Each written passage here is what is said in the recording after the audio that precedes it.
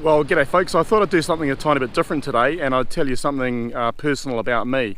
And if you've watched these vlogs before, you'll know that they're always about business, how to be more efficient, how to be more productive, how to make your businesses more profitable. But today I'm going to tell you why I've had a piece chopped out of my forehead and other bits and pieces of my body that I've had chopped off in the last few years. But more importantly, why you might be interested in that.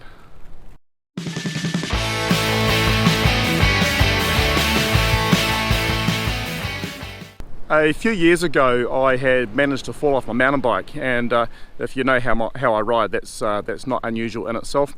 Anyway, I went to the doctor and was getting my shoulder checked out, and he said, listen, you've got some marks on your arm that I'm not really happy about. I think we need to send you to the skin clinic.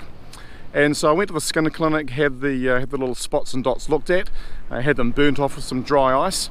But what it did, it put me in a routine of going to the skin clinic for a checkup at least every 12 months.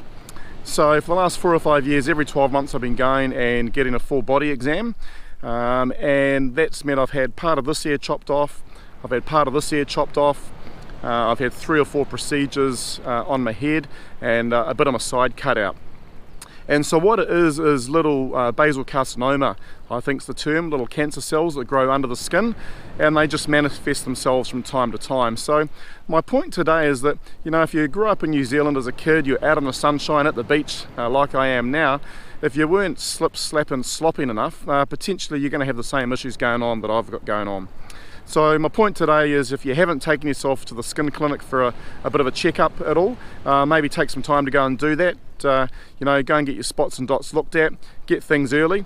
This procedure was done last week.